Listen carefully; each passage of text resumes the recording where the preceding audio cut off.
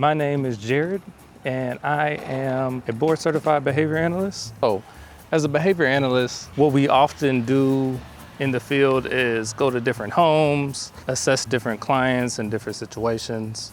And in doing so, we have to really understand not only the client, but the client's environment. Here's my puppy. In understanding the client's environment, a lot of the times we have to understand different things that are going on with the client. What some of these things have to do with is obviously cultural variables, background, and where the clients come from. As a BCBA who is also a Black man, I oftentimes find myself trying to relate to my clients in a different way, right? A lot of my clients aren't Black and don't look like I look, but I still have to find a way to relate to the parents in some type of way. Also to kind of combat those stereotypes that exist, especially in a professional environment, right? Diversity, equity, and inclusion, I think sometimes when we talk about it, the point isn't necessarily to put people in positions that don't deserve it.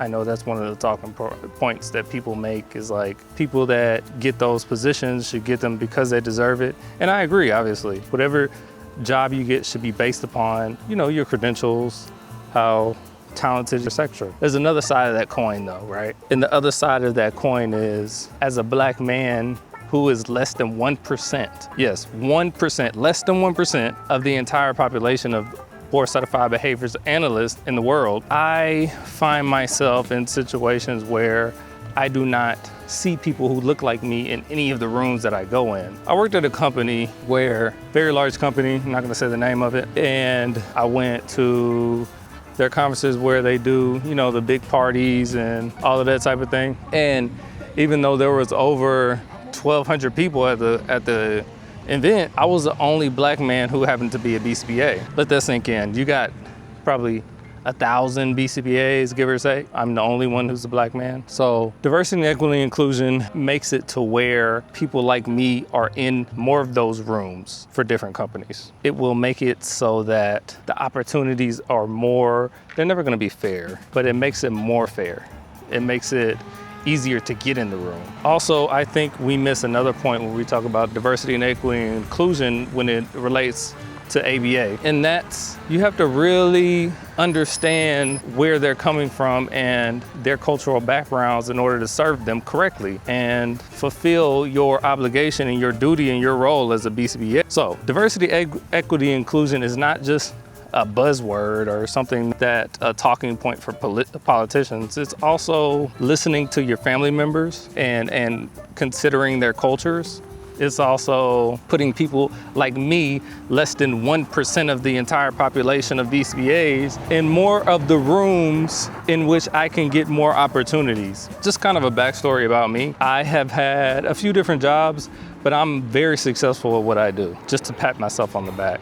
I have many clients who have went from 100 aggressions per day to 0 in the span of 1 year working with me. So I know what I'm doing, I'm good at my job, and to be honest, I don't have an issue really getting jobs or getting in those rooms, but for a person who isn't as experienced as I am and doesn't have as many years of experience, I can definitely see why it is important that we have diversity, equity, and inclusion, those type of parameters and goals for different companies.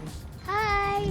Talking about how I've had clients who their cultural norm was not to make eye contact with people. If I did not educate myself about that particular client and about that particular culture, I would have never known that.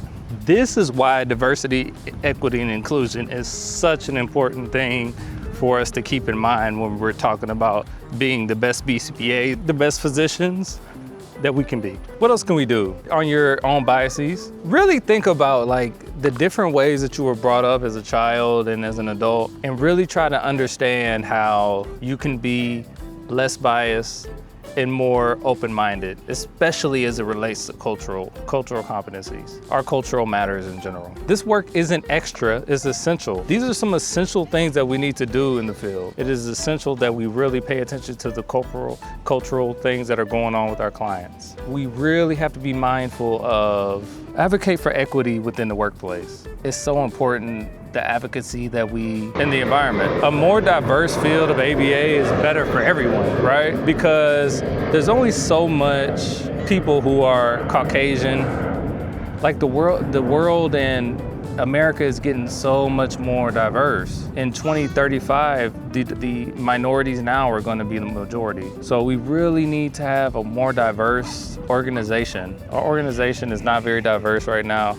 And I think that from people that look like me, from people who think like you and I do, we can make a difference and create more diversity within not only ABA, but in childcare in general. If you're a fellow BCBA, RBT, or student, I challenge you to make DEI a part of your clinical lens.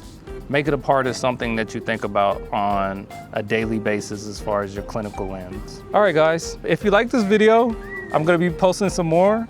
We're just gonna have conversations. This is a fun little walk to the park with my kiddos. I hope that we can have a conversation about different things.